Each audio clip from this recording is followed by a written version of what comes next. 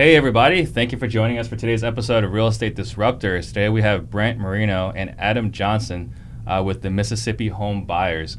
And they've flown in from Hattiesburg, Mississippi to share how they grossed $1.2 million last year on just $20K on ad spend, which is, I think, ridiculous numbers. It's phenomenal.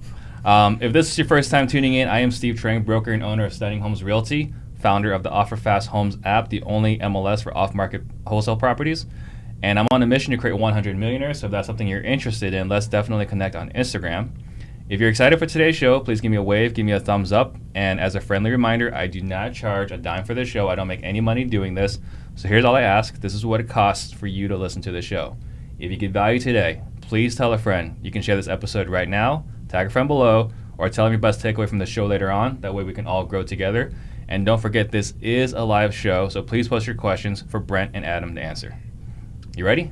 Let's do it. All right. So first question, simple question, is what got you guys into real estate?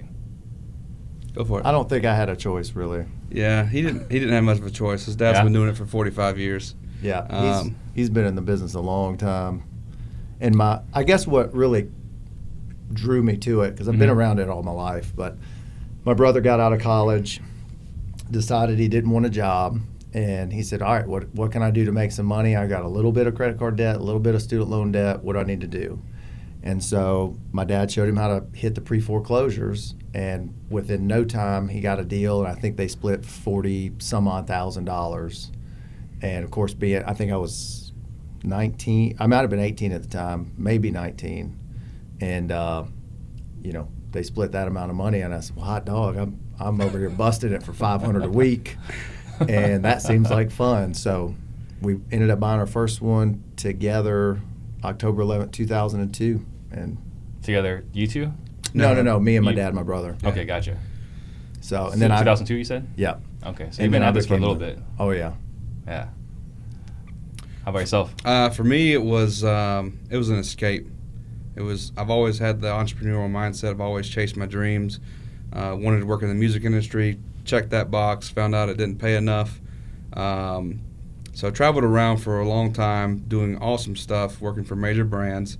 Had a blast, but I knew that there was a ceiling. So I was always looking for that escape of what I could do to generate income or work for myself, essentially. So when I found out about real estate, or I found out about wholesaling, which I'd never heard of, I didn't know that was a thing. I thought, well, if you're going to flip houses, you got to have hundreds of thousands of dollars, go buy the house, flip it, put them, all that stuff. I was like, there's no way. And I saw Max, who was a friend of mine before he got into real estate. We used to work the same jobs together. Post on Instagram, and he had posted a house. He's like, I just bought this house for $17,000. So like that day, I called him. I said, hey, $17,000. I said, I got that. I was like, next time you find one like that, let me know. I'll buy it, or we can partner in on it, whatever. And he's like, it'd be easy if I just show you what I'm doing. So next time I was in South Carolina, which is where I was living at the time, my wife was in law school there, I drove up to Winston-Salem, and he was just getting started. And he was like, I've been making $20,000 a month for like the last 3 months. I was like Jonah from Wolf of Wall Street, right? I was like, you showed me $20,000, I'm quitting my job right now. Right. And he showed me everything. I was like, showed me his accounts and stuff, like, oh, this house is what I made. And it's like, this is incredible. I knew he had been in real estate. We were already friends. He dated one of my best friends from high school. We played baseball together. He dated his sister, so he used to come around all the time. I knew he was successful, knew he was in real estate, but I always thought he just flipped and bought and hold. So I called him up and all excited, and I was like, man, you ever heard about wholesaling before? He goes, oh, yeah, I do it all the time. I was like, you never said anything to me about it, never mentioned it to me. He had gotten so tired of people using his time, and he would spend all his time and energy on friends to teach him how to do the business, and then they would never take any action. So he just told me, he was like, hey, go read this book and then come back to me with questions. So I read the book in like 2 days. What book was it? Flipping Properties. It's not anything really special. It's just like the basics. It's a good overview. It's a filter, basically. He just gave me a filter book, like, go read this. I mean, he could have told me to go read, whatever.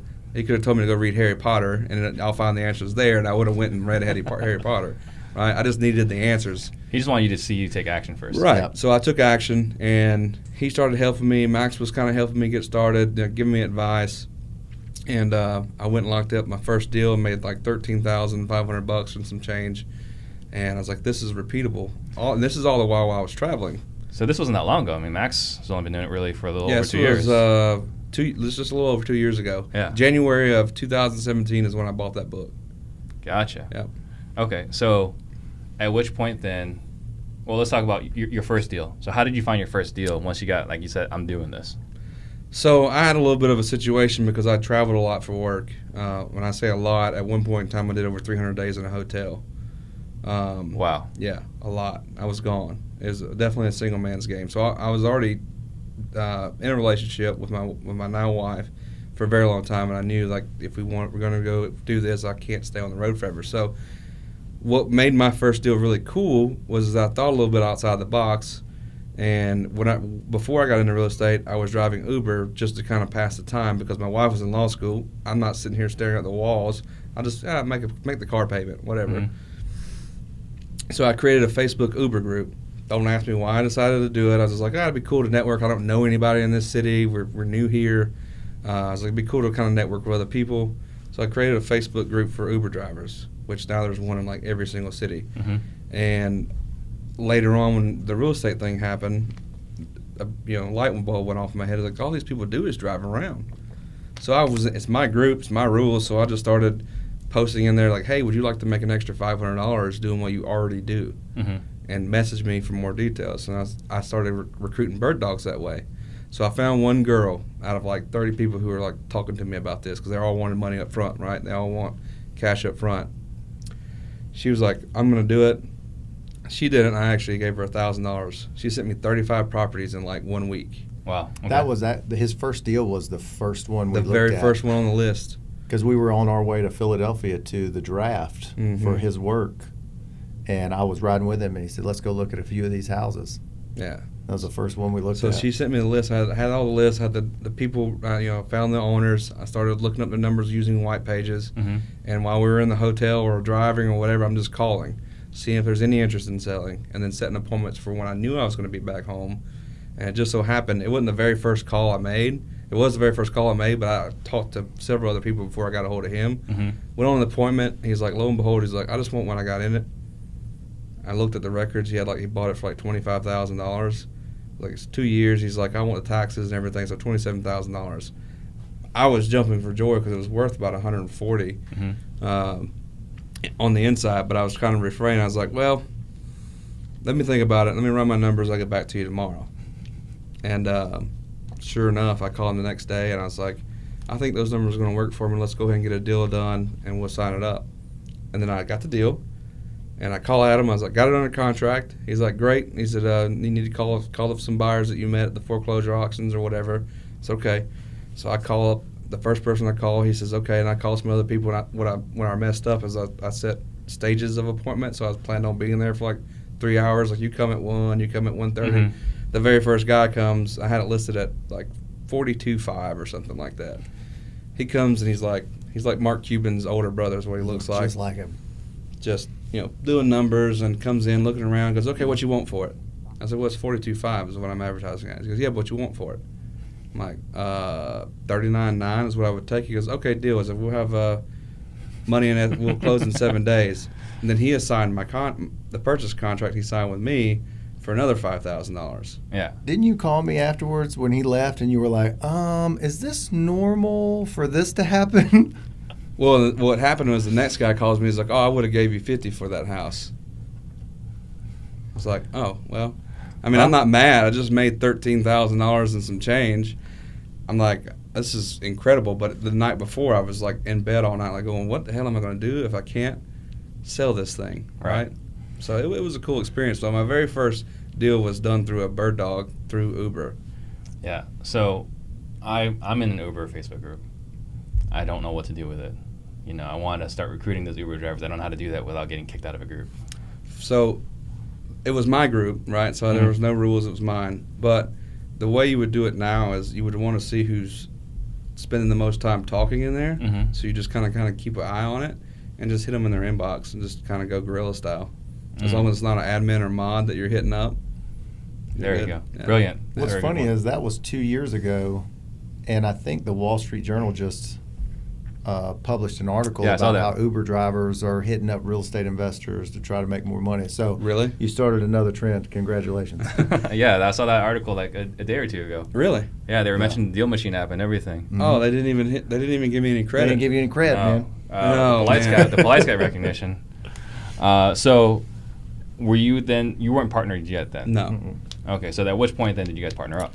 Whenever I decided to, when my wife finished law school, we were both from Mississippi's home for us.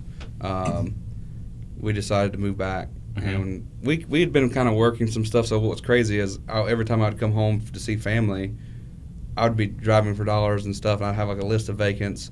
I'd go to him and I'm like, "What about these?" He's got a story for every single one of them, just about. He said, "But follow up with that one." And I'd follow up with them, and we'd end up getting deals done. So every time I'd come home, we'd do deals together. So home is Hattiesburg. Yeah. But where were you when you started? South Carolina, Okay. Columbia. All right. So you were doing this in South Carolina. Mm-hmm. And All by then- myself, yeah. All by yourself. And then eventually you moved back. Mm-hmm. Moved back was it last June? Last May. And then we started kind of putting pieces in place. And I'd say probably January is when we were like This January. everything official. Well, yeah, like on- we were on doing some paper. stuff leading Right. up to that, but it was just making everything, like putting all the right pieces in place. Okay. So a partnership is only like 4 or 5 months old. Yes. Yeah, really. Officially, yeah. Wow. Officially, we were working together pretty We much weren't- as soon as I came back. We weren't Facebook official back then. Yeah. So then I guess when did you quit your job? I quit my October? job. No, I quit my job December of 2017. Okay. I had a really cool job. Most people would kill for. Yeah. I mean, I was working for Anheuser-Busch doing Super Bowls, and if you ever go to an event, you see the little booth set up where they're giving out free stuff. Like I was in charge of the party basically everywhere I went, so it was a good time. But after 11 and a half years of being on the road, it's like I've already been here, I've seen it, I've done it. It's not really that thrilling anymore. I hate being around all these drunk people. Whatever. It was a thrilling job. It paid extremely well. I was very well rewarded for it, but there was a ceiling, and I was there. I'm kind of picturing you as Duffman right now. Is that an accurate job description? Kind of, yeah. You walking around with your cape and the cap? I've had a lot of fun on the road. Yeah. I had a lot of fun. I wouldn't change anything except for the fact that I wish I knew about real estate sooner. Right. Okay, so you quit your job at the end of 17. So you start full-time in January of 18, or Mhm. approximately. You're still in South Carolina, Yeah. but you're doing deals Well, every time I go home. in Mississippi? yeah, So you weren't really yeah. doing a lot of deals then in Carolina, is that? I did my first full year in South Carolina. I did about $200,000 Okay, in net revenue. gotcha. I was spending about my main objective was to pick one form of marketing and dominate it. And I picked PPC, and at the time, PPC prices were pretty good there. I started off with like $2,000 a month, and then I tell everybody I'm an open book, so there's no secrets with me. Mm-hmm. I start running my mouth, and next thing I know, PPC, I'm spending $8,000 a month for the same kind of return. Still good returns. Right. Still looking at like $60 a lead, which is insane for you guys out here. Yeah, I would kill for $60 a lead right yeah. now. I think when I left, I think my leads were like up to like 120 whenever Yeah. I officially pulled out of South Carolina. I still do a little bit in South Carolina, just not as much. I don't spend any marketing dollars out there. It's all SEO. Yeah, when I gave up, it was like 240 a lead out here. Yeah. Yeah. So, okay, so then you were doing wholesaling. You weren't really flipping yet. No. And then you guys joined forces in Hattiesburg. Mm-hmm. And then you guys went straight into flip. Like, tell me, like, between wholesale and flipping, how did you guys? I've been doing all of it for Okay. a long time. So rentals, flips, we do wholesaling, owner finance deals, you name it. Right. But I think the kicker is that my technology skills are somewhat they're exactly what you would expect for somebody from rural Mississippi, right? That's just how it is. But about 20 years older than what he is. I think my grandpa's probably better than you are on a computer. Probably. So you were doing your own pay-per-click. Yeah. And Adam was like, boy, whatever. Well, and I kind of helped do his. I set his up while I was in South Carolina, so we were testing things.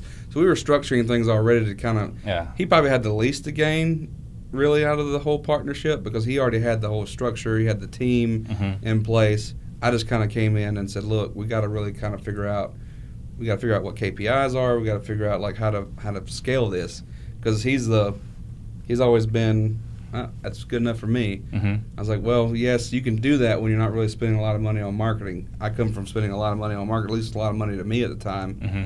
On marketing, I needed to know what those numbers were to actually see if I was making any money, Mm-hmm. and then how to figure out how to scale it. So I think, I say that kind of jokingly, but he had the infrastructure in place. He really didn't need me, but he liked what I had to offer and bring to the table of like actually freeing up his time. Because I told him, because it was a job. Yeah. I mean, I've had other businesses, and that's what's the weird thing is that there's been plenty of other businesses, insurance offices, tax offices, that were all run very much in the B quadrant. But the real estate side, just because there's so many aspects, like I want to be the one hearing what the seller has to say so that I know exactly what I can do with it. What's the B quadrant? Business owner. Okay. So, employee, self-employed, Gotcha. business owner. And so, like, that was never an issue, but I was very much active we're still active in the business, but there wasn't a light to turn it into a business. Mm-hmm. It was a job, but I loved it. I still Right. love it. But with him coming on board, we're able to fill in all the gaps that I don't have. But that's the point. Like, he doesn't really like being in the house that much. Like, he's way more introverted than I am. And so he's basically got it now where, I think next week is booked up with appointments, and I have not talked to any of these people. So who's talking to him? Karen. our lead manager. Makes sense.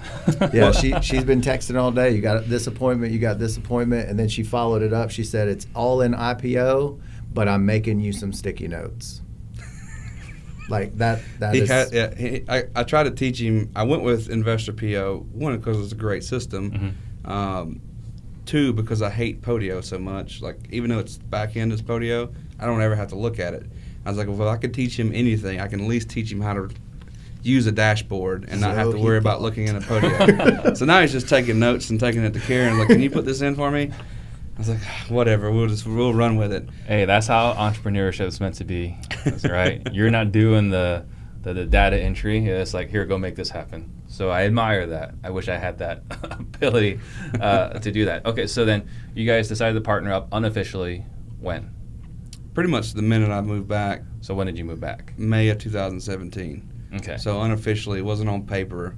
Whenever I moved back, June, we started kind of doing a few deals together. Mm-hmm. We were all, I think we knew as soon as I knew that I was moving back, because we didn't know if I was moving back or not. My wife had a couple interviews with some big law firms, Mm-hmm. and I was strongly kind of jabbing her, like, let's not do that, because you're going to go get into a rut of working 80 hours a week, hoping to make partner. Mm-hmm. Maybe you don't become partner, and then you just wasted 5 to 10 years of running a rat race. That's the attorney rat race. Right. Yeah. Which is it's a brutal. Mm-hmm. They bring these people in, they pay them good money, but I was like, I will never see you. Right. They work you like a dog. Yeah. So. Or at least they're friendly to each other, right? She was this is what's great is that she wasn't really that interested of doing any kind of real estate law whatsoever. She's like, it's just kind of boring. Whatever. I want to do mergers and acquisitions for major corporate. That's a lot more exciting. Yeah, she's like, that's what I want to do. Fast forward to, I was in Atlanta this weekend. She went down to the beach, and she so desperately wants a beach house.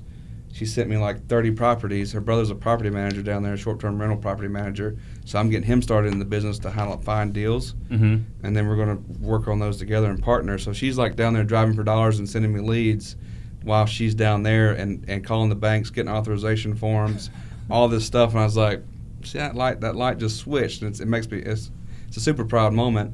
And I was like, look, you're in-house. Like, we're going to bring all of our deals to you. He's very well connected. We have a meetup that we have 40 or 50 people at every single month, which in Hattiesburg is a pretty good number. Mm-hmm.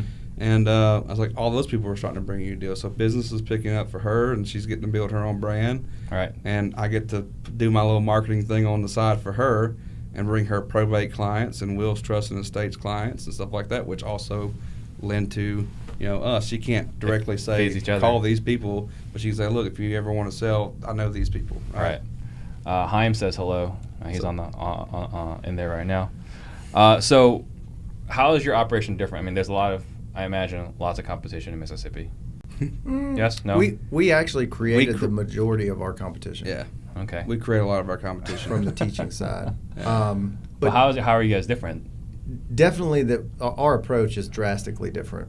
And it's hard for a lot of people to grasp, I think. I think most people think that we're just full of it when we say this, but when we walk into an appointment, we really don't care if we buy the house or not. Like, our motivation is solely to go in and be the best possible solution. Sometimes that means us buying it, sometimes it doesn't. But we present all the options equally and weigh out the pros and cons with the seller right there in their living room. And we go through and we help them through. And if they say, hey, you know what, I think I'd like to spend a little money to paint it and list it, great. Let's talk to the painter. Here's, this is his number. This is your guy. If he's too busy, let me know. I'll direct you to somebody else. This is the realtor you need, and this is why. And then we get out of the way. There's several deals that we do where we're involved and we don't make anything because it just gets the deal done. Our buyer's happy, the seller's happy. We were able to do a good thing, and we roll on to the next one.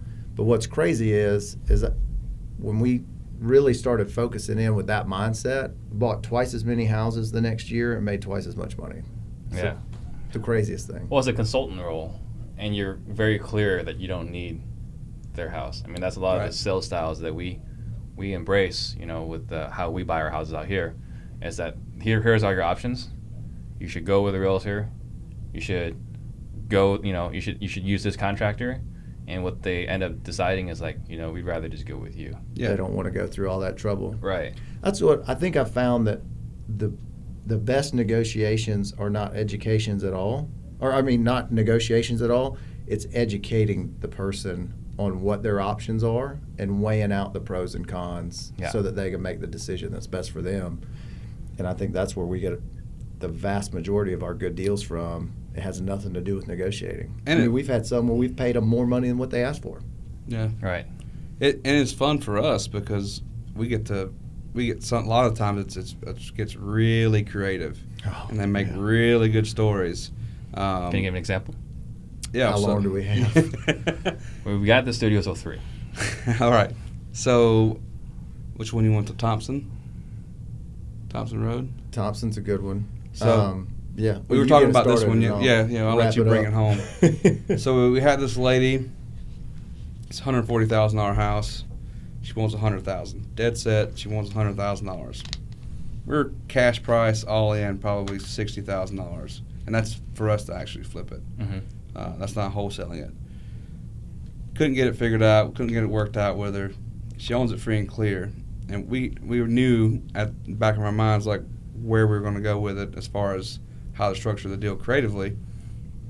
She wanted the cash. All right, so it's not going to work. So she put it out on Facebook for 2 weeks, had other investors come, and we just kind of kept dripping on her. Have you got it figured out? Have you still, where are you at? Which was intentional. Yeah. Because we knew that nobody else was going to pay what more she than wanted that for the amount of work. It wasn't an easy fix up, so it wasn't like somebody was going to come in and say, well, give us a little equity for our personal house. It was a decent project.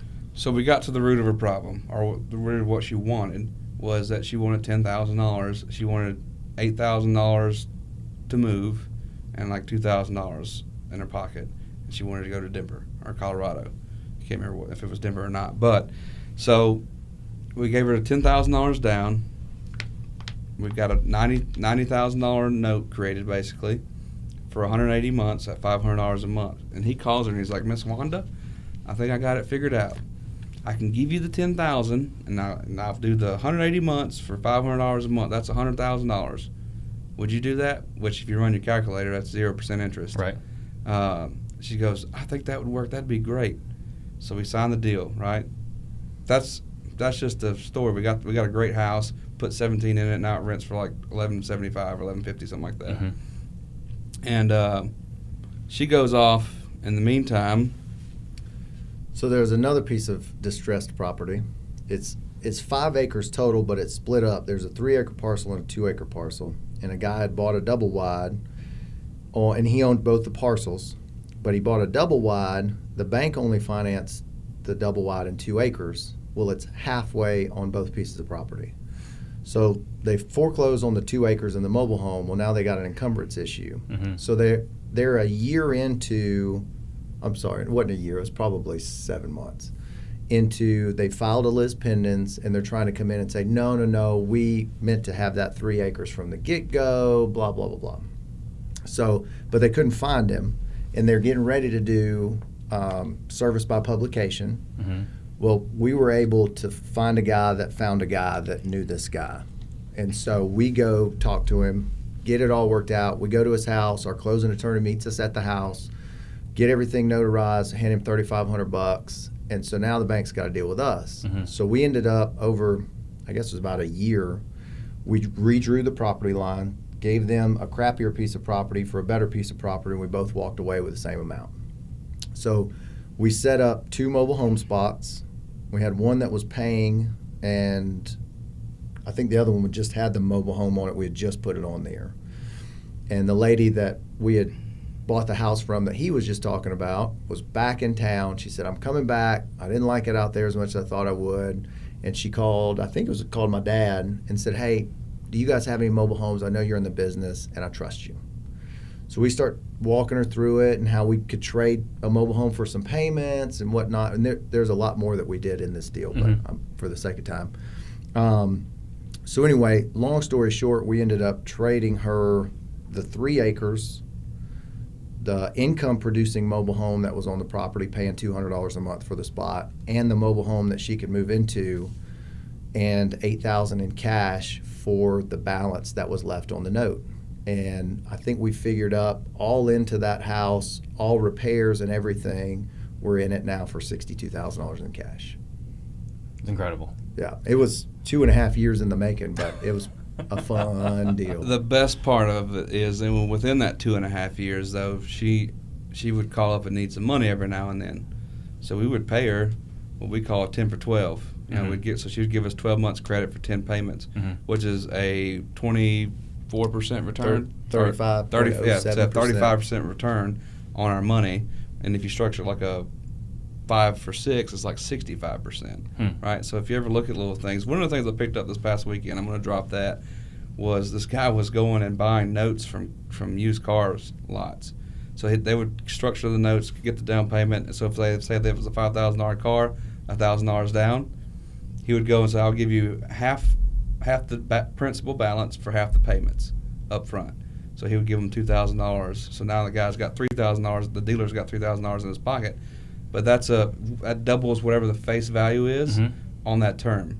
So if it was a 20% interest rate, which a lot of buy here, pay here lots are that or higher, it now becomes a 40% interest rate that he's earning on his money. Right. And if you do a third for a third, it's triple the face value. If you do a quarter for a quarter, it's quadruple the interest rate, right? Yeah. So it's making it big on like really small little deals.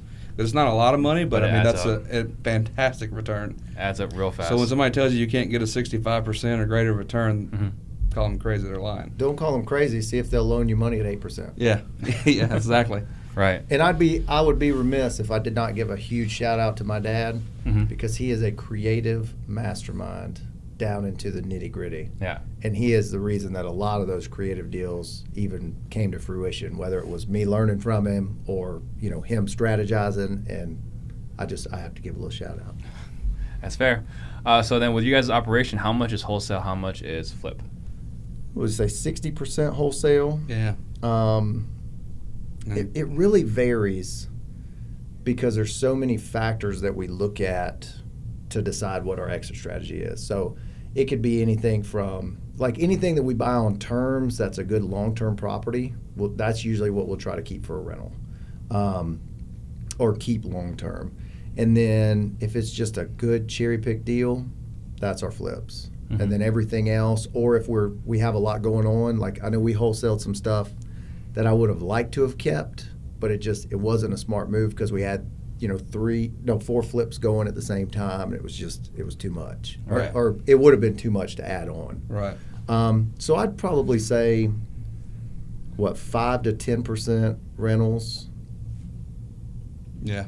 It could be a little more on the wholesale side, but it's going to be real close. I think our goal is to acquire. Like our goal is always to acquire the property ourselves and hold it, but I don't want to go. Number one, we haven't used the bank, or him and his dad haven't used the bank in probably 10 years, really.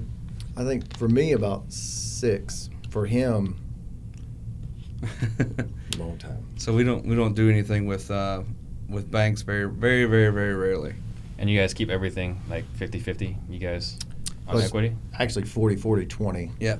Yeah. So we give his dad 20% because he comes in, and a lot of times when we're in these situations, it's an older couple, in their late 60s, whatever. It kind of helps to have that, what Adam says, gray hair to gray hair in the negotiation, because I'm a young guy. Can they trust me? Well, if it's an older guy who's well established in the area, it makes it easier. So we'll have him come in. Heck, half the time we have it on a platter for him, and he ends up getting it better than what we had already previously negotiated. I'm like, well, you're just all right. I don't know how you did that, but He's good. But it's a very easy transition too, because I'll go in, and if that's the route we're taking, it's easy for me to sell the idea and act like I don't have all the details, so they need to talk to Leon. Even if I know exactly what to do and how to do it, it's just that extra step where I'm helping them rather than trying to sell them on something. Right. Gotcha. That makes sense. and plus he manages all of our rentals, so everything we pick up, he manages that. So, Really? yeah. Wow, that's huge. So then, is there? So for us, we had to decide what we moved predominantly or primarily out of flipping. We just decided we weren't good at it. So when we looked at the numbers, if we can make 5,000 wholesale or 20,000 on a flip, we'll take the 5,000 wholesale and move on. Do you guys have something like that? No, it's probably a good idea that we did, but to just make it easy, it's more so of just we're so entrenched in the area and know it so well. Like, if we know if it's, everyone should know where their hot areas are, right? And it's such a small town where we are, but if we know we got it at a good price, and we know that, we immediately know that's going to be our next flip. Or if we don't have anything going on and we can make more money doing the flip, that might be the option we take. But I kind of like that, if $5,000 wholesale or $20,000, it just makes things easy. Like, that's the way it's going to go. And because our market is so, what's the word, eclectic, I guess. It's so drastically different just in a small area. So a lot of it too is going to be not just the money, but what's the scope of work that we got to do? How fast is it going to sell? Because we've done some where it's a flip that it wasn't just a phenomenal deal, but it contracted and sold within 30 days of it contracted within 24 hours and closed in the next 30 days, and the scope of work wasn't really that big. Right. So for some of those, all day long. But then there's a lot of deals where, there was one last year, we could have probably made 75 to 80 and walked away with it. But just the scope of work and how long it was going to take, I think we ended up getting like 17 or 18, and I was thrilled, and we were on to the next one. Yeah, we pass on those all day. Yeah. We're not trying to do any of those. Yeah. So then what does your organization look like today? So we have a couple acquisition guys. We have one in North Mississippi, one over in Lee County, which is like Tupelo. So that's still kind of North Mississippi, but it was northeast. We have 2 in Pearl River County, which is about an hour away from us. We have, they're not really our acquisition guys. They're friends of ours that are also wholesalers that will affiliates. We'll call them affiliates. We'll JV with them. So if we get any leads down there, we'll just JV, send it to them. They'll go work it, and I trust them fully. And then we have our lead manager who's in office, and then him and I are in here in Hattiesburg, and of cold caller. We got our cold caller, and that's it. So you guys are in multiple cities then in Mississippi? Is that what I'm hearing? Well, we do counties. Yeah, we do counties. Our cities aren't terribly sizable, so we usually do it by county. Okay, so you guys are in multiple counties then? Yeah. 13 or 14 maybe. Yeah, something like that. And then how far is it, from It's northmost to pretty the southmost? Yeah, from north all the way to the coast. But how far is that, on a drive? 5 hours tip to tip, probably.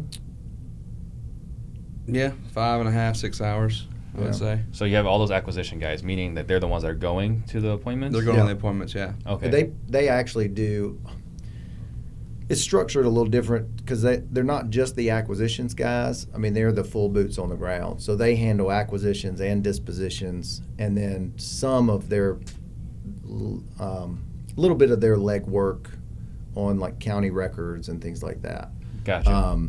So they get a bigger percentage, but they just do everything. It's less moving parts for us, and it's guys that I've known for 20 plus years. So like on those, you've got the deals, you found the lead, and you hand it out to someone else in another county, and they take it from appointment basically across the finish line. And sometimes Actually, they even answer the phone a lot. Yeah, if they answer the phones a lot. They don't anymore. Everything's routed into our lead manager as far as our marketing, just to keep better track of it. But they find a lot of deals themselves as well, so they'll go work foreclosures and knock on doors and stuff like that. Oh, nice.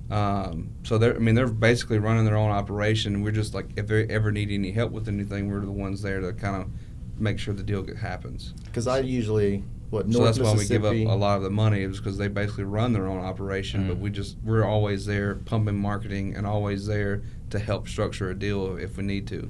So if it's something where you guys, they're, the homeowner called in on your marketing for these acquisition guys, they're, far away from the hub, what do they get as far as a percentage of that? 50-50. 50-50? Yeah. Okay. So you said, was that 4 or 5 acquisition people? We've got, 3 that are pretty much We got close to full-time. Yeah. And then we've got one that's, he's almost more of a partner. Yeah. In that, because he does some of his own deals, and then we do some deals together. Yeah. And then we've got 3 others that are more what I would call affiliates. That like we just send, if we get a lead in their area, we just forward it to them, and just say, hey, whatever's fair. Yeah. And then as far as a lead manager, how do you compensate them? She gets $12 an hour, $12 an hour, and $100 a deal per closed deal. Yeah. And then what is she responsible for? She's all kinds of stuff. Me. Yeah. He makes her life a lot harder, but she takes it like a champ. Honestly, when we first hired her, she has a very kind of soft voice, which is great, but she has a British accent. So I was like, we're in Mississippi. I was kind of weary of putting a British accent on the phone, but it's surprising. It's been a long time since the Revolutionary War. Yeah, it has been a very long time since. It is getting close to July 4th. You are correct. You are correct. But it's Mississippi, and we have those mindsets that are out there. But whatever. So I was like, we'll just run it. We'll see how it goes. If nothing else, we'll find something else for her to do to help around the office or whatever, because she's a great person and somebody that he'd already known for a while. Turns out I'm listening to her on the phone, and oh my gosh. Crushing it. I mean, having conversations that aren't having to do with anything about the real estate, because everyone's curious right off the bat. They're like, wait, do you live in Mississippi? She goes, oh, yes, I live in Hattiesburg. I've lived here for, however long. I'm butchering the accent, I'm sure. But, so that's a conversation piece right off the bat that drops people's guards. And then turns out, when she starts, she gets to tell her story and make friends over the phone. So she's like talking to him like she's known him forever. And I'm in the background going like, she's freaking brilliant. Right. It's British, not brilliant. Yeah. She's taking the inbound. She's taking all the inbound, and she's doing some outbound. So she's doing a lot of the follow-up. Okay. Even so on, what qualifies as a follow-up for you guys? Because this is something actually we're working on right now. So what qualifies as a follow-up? Anyone that's interested in selling that so if we're doing some text messaging, so a lot of times it's, hey, call me at this time. So that's what I consider like a follow-up. And then inside of our system, IPO, Investor PO, it does automated follow-up. So once they come into as a lead, once they're pushed into the system as a lead, they're in our funnel. And depending on what stage they're in, they're getting certain types of messages, SMS drops, emails, all that stuff. Gotcha. So a lot of that. So she handles all of that conversation. That handles all of it that comes back from text messages or voicemails or whatever. So she's following up all those people that are messaging basically our system and handling it from there, and then scheduling the appointment for him. Because I'll be honest, that was one of my things that I didn't know I struggled with it till he started coming down and locking up. Like we were locking up deals together that had I followed up, I wouldn't have had to split with him. And but that was one of those things is like I had a really good process, but my follow-up game was lacking big time. And a lot of it too is balancing it out. Because you had too much going on. When you got deals that are closing, like if they're undecided, well, you're going to wait. Right. But then there's more deals that are closing and they're still waiting. And even now, like just having her full time in the office, being able to go through and be a catch-all to get those and push them towards some sort of closure. Gotcha. So then dispositions, who's responsible for that? I'd say more me, but our dispositions are A lot really different. easy.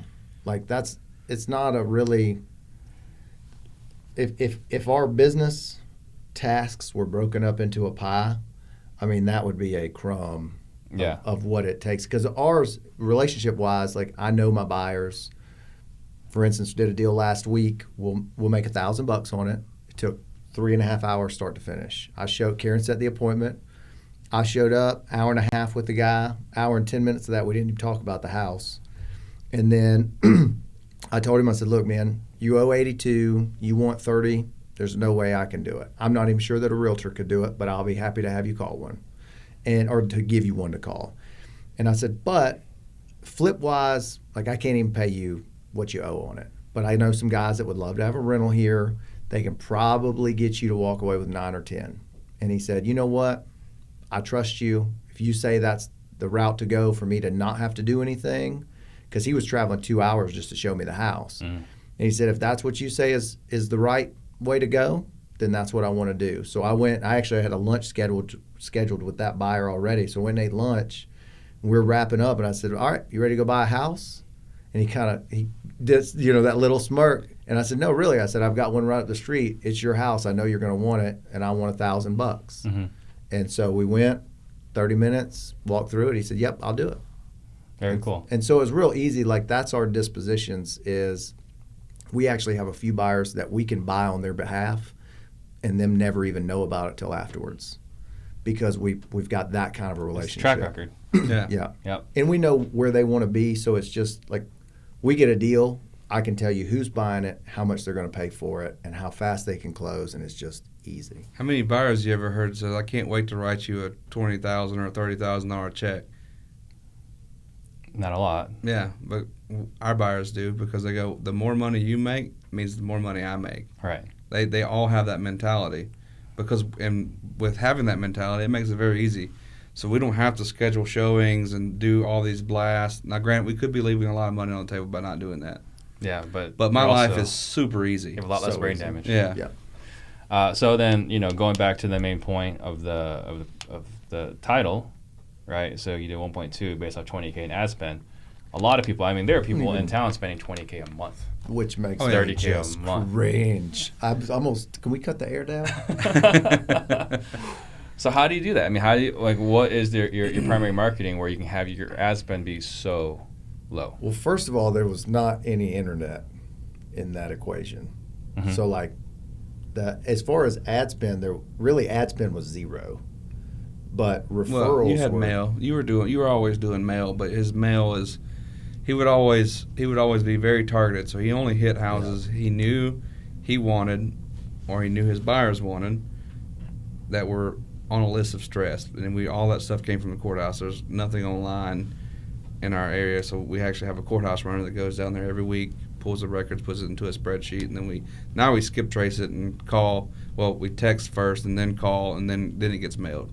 So that's our system now. But when he did 48 houses, he didn't even have internet at his house. But how's that possible? One house at a time. But it was. I'm talking about not having internet. It was very targeted. But see, so here's the thing. Everybody asked that. But here's the kicker.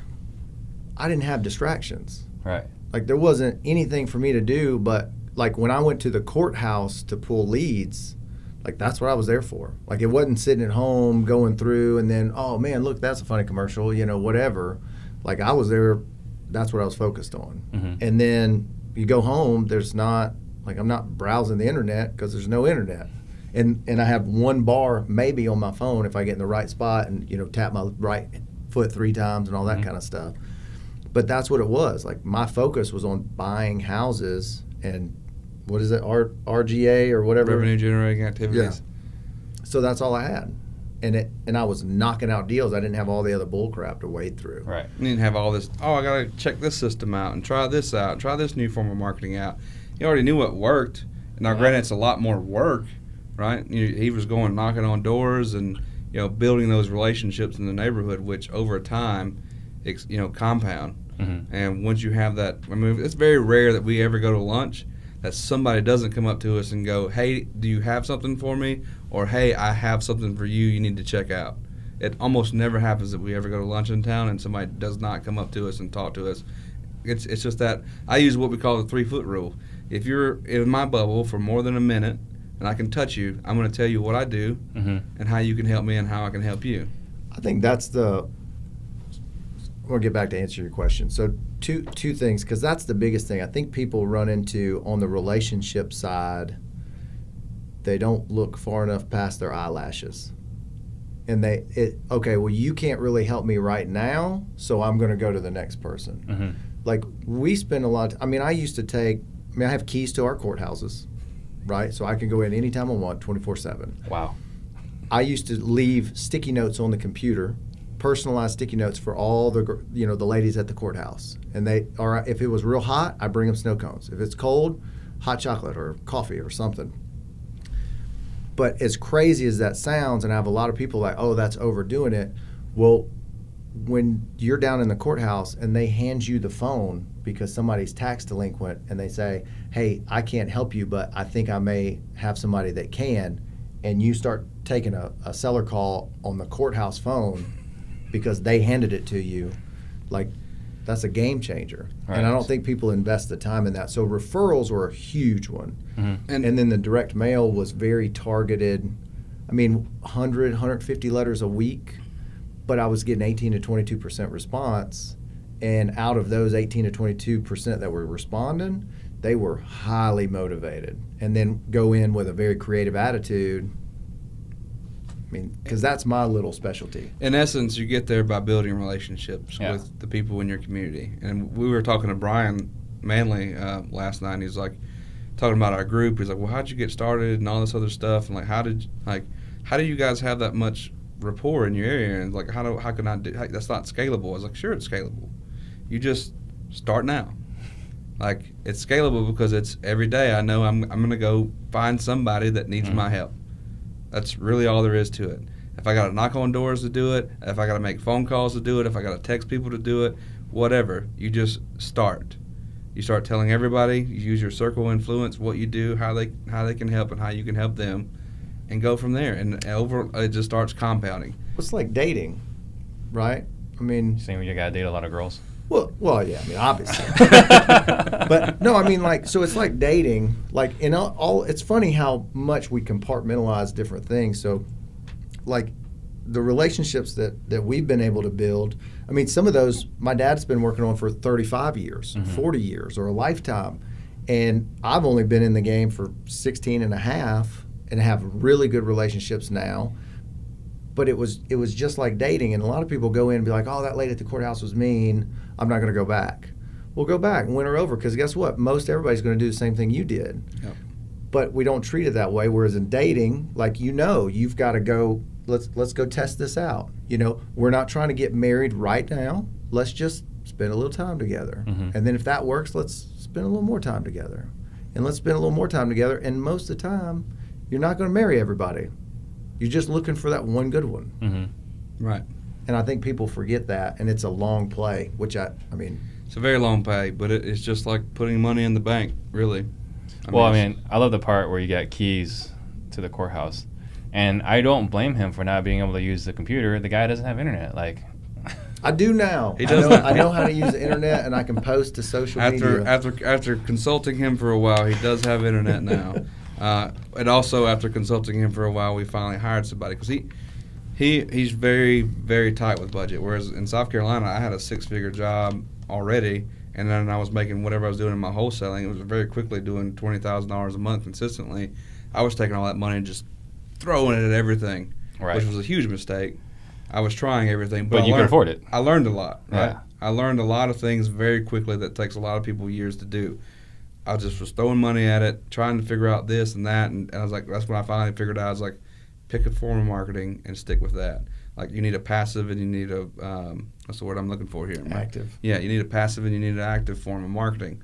So I went with PPC all in as like my passive because it's coming in, and then the driving for dollars with my bird dogs. Even though I wasn't doing it, that is an active form of marketing to funnel me. That's how I was getting all of my deals. So where was I getting at with that? I forgot what we were talking about. Well, going back to the main question then is if you were to sort your lead sources, right? Like as far as like where deals are coming from, your number one source for deals then it sounds like a referral.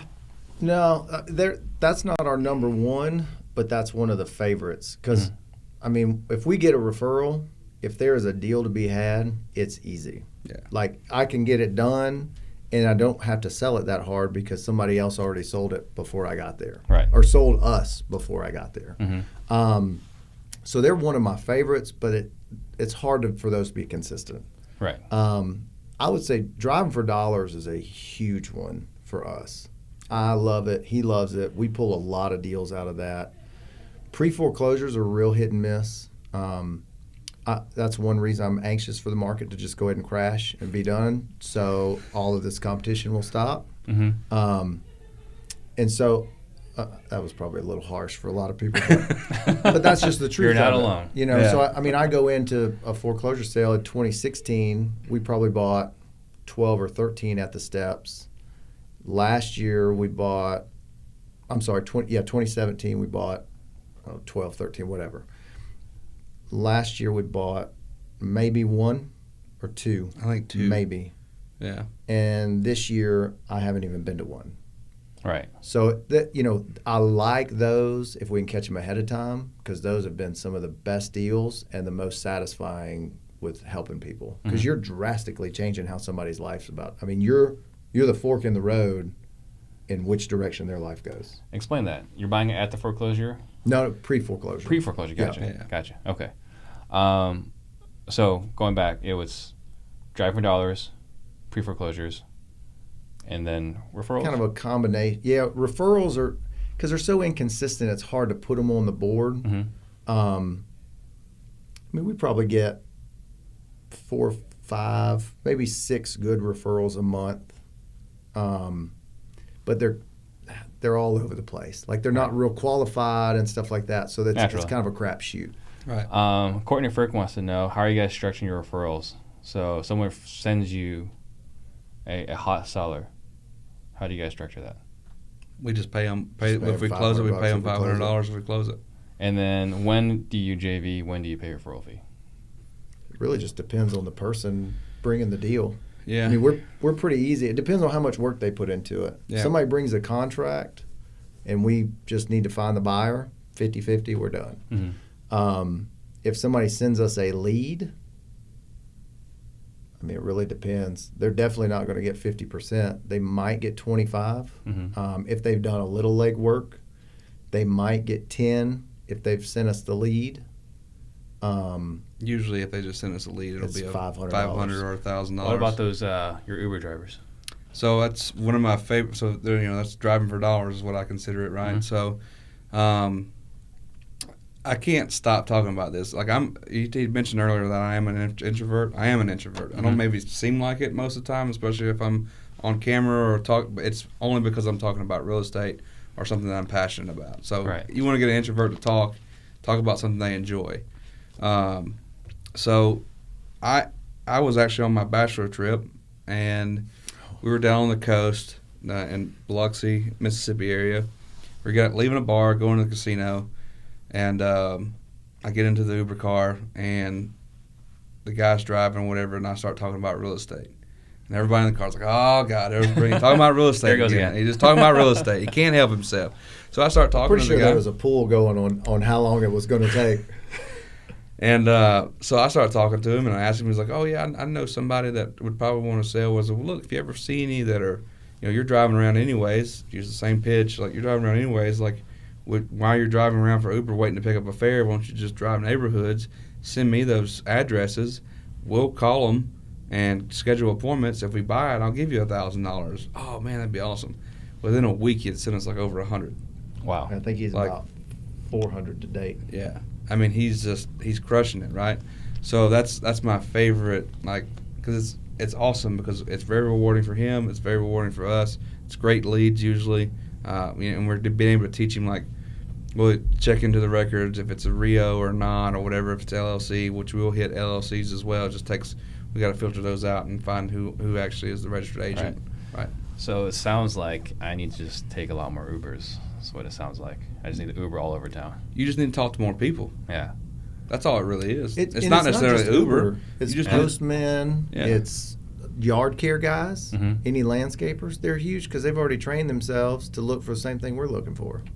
Very true. Because I don't know. There's not many driving for dollars houses where there's not some sort of sticker, card, or flyer from a landscaping company. Yep. Which, when I see those, I'm going to take the flyer out and I'm going to call them and I'm going to say, hey, man, y'all left this on a house with the grass growing up. Do y'all do that a lot? You want to make some extra money for the ones that don't call you back? That's brilliant. That's a huge one. Heck, I had a postman 2017. That's how I found my lawn guy. He made $2,700. Came and posted on my mailbox, like as we were doing the flip on my house. Mm-hmm. He came and posted it on the mailbox, and I was like, that's who's getting my business. I called him up. He hasn't been as active as sending leads as I'd like, but, taking those guys out to lunch, just doing a little bit extra for people and building those relationships and just talking to people instead of just treating them like, you got to give me something, right? Everybody wants something from somebody. Mm-hmm. Well, of course everybody does, right? But I need to bring value to you of some way or some sort to get that, what I want out of you, right? Heck, you get a cooler full of drinks and go follow the trash routes and go give drinks to all the trash guys when they're out on the real hot days and say, oh, by the way, I know you're real busy. Here's my card. On the houses that don't bring out any trash anymore, if you'll send me the address, if I buy it, I'll give you $500. And Brilliant. You're giving them a cold drink right when you get out of the car. I mean, these are basic like things that you can do. We've just took it and went a little extra farther, right? So that's how we got to that point of $20,000 in ad spend and generating that much revenue, because it's just all about relationships. We tell everybody that investing is a team sport, and the more people that are playing, the more fun it is. Right. And I think that's where the technology was. It was good for me to not have technology, because it wasn't like, oh, I'm going to shoot them a message on Facebook, or oh, I'm going to shoot them an email. Nope. Like, if I want to talk to somebody, it's either a phone call or I'm going to go see them. I got a tough question for you from Edwin. Edwin Wong. He wants to know, like, what is your profitability on $1.2 million in gross revenue? We didn't have any employees. We had the major expense there was some flip money and whatever went out to our investors. Yeah. We brought home about $500,000 after everything, because most of the profits, when you get to that 1.2, half of that was probably from flips. Mm-hmm. Everything else was from wholesale. So I would say probably about half, about $500,000 is what we brought home last year, roughly, because with our private money guys that put money in, depending on the deal, if it's a lot of cash and we're buying the house cash and it's not a creative structured deal to where they don't have to put so much cash in, it'll go anywhere. They'll get a 50 to 30% net split on the profits of it. So it's really good for them. Mm-hmm. But again, it's easy for us because I don't even have to tell them where it's at. I just say, hey, I need $100,000 tomorrow at 8 a.m. Is that cool? Yeah, that's no big deal. Right. Oh, those are the best phone calls. Hey, I found another one. You in? Yeah. Yes. Great. So you guys have Real Estate Roundup. What's that about? So that's our platform that we enjoy, that switch that happens in people when they find, because I didn't know. It's what was weird is it was that same transition that I had from growing up in a very small town and being the kid that my parents were like, we got to go to college, you got to go to get a good job, you need to work your way up, you're smart, because my mom was always like, sorry, Abby, and I don't know if she told you all this, but she said I was the smartest one in the family, but I didn't finish college. Parents tell every kid that in private. Well, did they? I love you more than the other ones. No, but don't tell your brother. That never happened. I think my brother's the prodigal child, and my sister's like right there next to him. I was the middle kids, right? So I had to buck the system. I was the black sheep. Yeah. When I found, I was always passionate about music, and then I went and did some conventions where I was working, like talent conventions and stuff, and meeting record label producers and stuff, and they were like, you don't need to go to college for that. Like, you need to go hustle for 4 years. Like, you need to go to what record label do you want to work for? I was like, this one. Like, well, you need to go to that city, work in that town, network, meet as many people as possible, promote shows, and that's how you get in the music industry. A music industry degree is going to do you absolutely nothing. You're just going to offset 4 years to spend 4 years to do what you're already going to do. But I didn't even know that was a real job until somebody told me it was a real job, right? So I didn't know about wholesaling until somebody told me about it, and the light just went off. So I love seeing that switch happen in people when they go, okay, this is something we can do. The click. And, yeah, it's just a click, and seeing people's lives actually change. But most importantly, we want to make sure people do this the right way, because there's something to be said about doing good business by people. And I feel like there's a lot of people out there who are misled by big checks, fancy cars, or just, whatever. That should not be your motivation for being in this business. And if it is, there's nothing wrong with money. I love money. Everybody loves money. But when you truly help people, whether it be people that inside of our group or whether it be a seller, when you truly help people, it's a very, very powerful moment, not just for me, but for them. And it's worth more money than you can ever throw at me when you see that click happen. Because the money is just a means to an end. And that's the two things. So I did a whole conference in Las Vegas one time, just self-discovery, what really motivates you. And when I got started, it was, Donald Trump, look out, here I come. I'm in the real estate world now. Here we go. And then I realized, like, Adam Johnson Towers. Yeah, for sure. The big step towers. Yeah. And but it was one of those things, like, I quickly realized, like, most people that do that, number one, it's here or here, and it's never here. Right? Because that's not, money doesn't get people out of bed in the morning. Now, lack of money will. If you're broke and you got bills to pay, you'll get out of bed in the morning, but only enough to pay those bills. And so, like, when you don't feel good and your back hurts and you already put in 20 hours yesterday, that poster of a Ferrari on your wall is not going to roll you out of the bed. But knowing that there's somebody out there that if you don't help them, they may not have a backup plan, that's a powerful motivator. Or knowing that, on the flip side, getting back to, like, Real Estate Roundup, that's one of those platforms. It has just allowed us to help tremendously more people. Like, your goal is to make 100 millionaires. Right. Our goal is to help as many people as possible do their first deal. Once you do 20, congratulations. Go somewhere else. I mean, you stay with us, but like, you're not my focus anymore. I want to help somebody get that first deal, because that's that click that I just. You want to talk about getting energized. Yeah, I would say it's that, and making sure that we instill in people how to do business the right way. Well, I think here, Sean O'Rourke asked this question. You might not just answer it right now. Is, what is your favorite part about this business? I'll start with you. I mean, it's truly the impact you can have on people's lives. Like, when you can see a grown man crying because you solved his problem, like that alone. Like, we got a video that if you don't tear up a little bit, I don't care how manly of a man you are, it's powerful. Yeah. And there's not, you can't put any money on that. And just seeing how we can, again, I know I'm repeating myself over and over, but it truly is that important to do good by people, and to do, I'm not saying you won't ever get burned, because it'll happen. That's fine. But all you can focus on, that's what I tell everybody, I don't care what my competition is doing. I truly don't.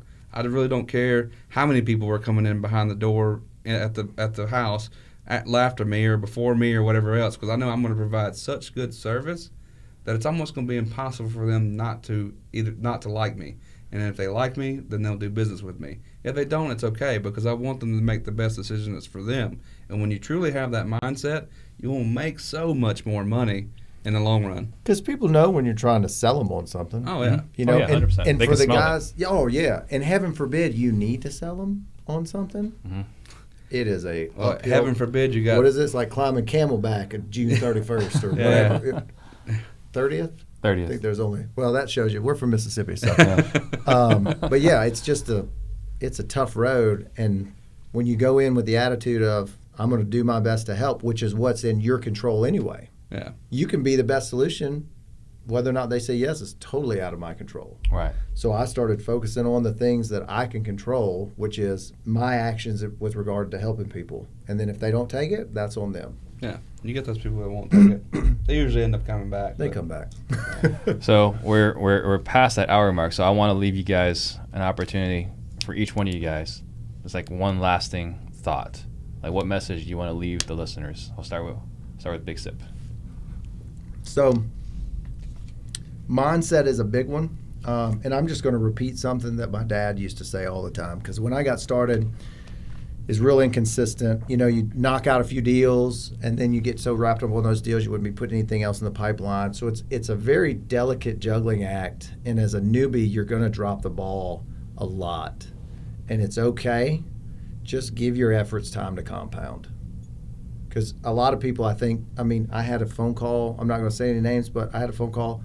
I spent probably an hour and a half on the phone guiding this team, this 2-person team, on, hey, this is exactly what you need to do. Do it consistently and you'll do well. I get a call from one of them a month later. One of them's ready to quit because they haven't done a first deal yet. That's 30 days. I mean, it took, how long did it, I was in the 2nd grade before I could read. That's a true story. I was in the 2nd grade. Can you imagine if I was like, hey, I'm a month into kindergarten, I'm done. Yeah. Right? It doesn't compute, but people get into that. So that's it. If it all boils down to one statement to leave you with, do the work consistently and give your efforts time to compound. Yeah. How about you? I would say listen, help, and solve. And I want to emphasize that because listen is very important. If you go in and you're in a house and you're talking to a seller and you're doing all the talking, you've already lost. Right. You need to listen and listen and listen some more. God gave you 2 ears and 1 mouth for a reason. You need to listen twice as much as you talk. Yeah. Right? Listen to what they have to say because you will find things and hear things in what they're telling you in ways to help them. Right? So that's where the help comes in. I've now listened to everything they had to tell me. I'm going to offer to help them the best way I know how, and then solve all their problems, whether that's me or somebody else. I'm going to point them in the right direction. If it's not me, that's okay. I want to make sure I'm the best fit and they're happy. So listen, help, and solve is what I always tell everyone. Like that's crucial. And Yeah. listen is a big, actively listening is a big Well, you one. can't help and solve if you're not actively listening. Yeah. Right. Because everything at that point is just speculation. Yep. So I think that's a powerful message. So guys, we have a huge week next week. We've got this giant lineup. We got Todd Toback coming on Tuesday, Gary Tigranian on Wednesday, and Chris DeShark on Thursday. So huge week next week, guys. Make sure you tune in. Do not miss out. If someone wants to get a hold of you guys, how do they do that? Instagram is probably the best. Yeah. If it shows up in my message requests, please be patient. I forget that it's there most of the time, but Yeah. it's I realize I don't have to say ad anymore. Big Sip Real Estate. And mine is Mr. Sippy, MisterSippi. And real quick, if I want, we do have an event that we're doing in October. It's going to be an acquisition intensive. The last day is going to be talking about creative financing and stuff, but the first 2 days are all going to be about mindset. They're all going to be about acquisition strategies. We got some big hitters. We got Max Maxwell, Brent Daniels, and others coming in. So you can find more info about that at rerlive.com. I'd love to see all of you there. We've only got room for like 250 people. I know we've already sold like 60 or 70, so there's not a lot of tickets left. And hope to see you guys there because it's going to be awesome. Very cool. Awesome. All right. Thank you guys for watching. Thank you. This was fantastic. Enjoyed it. I love Thanks for the having us. studio, Appreciate man. it.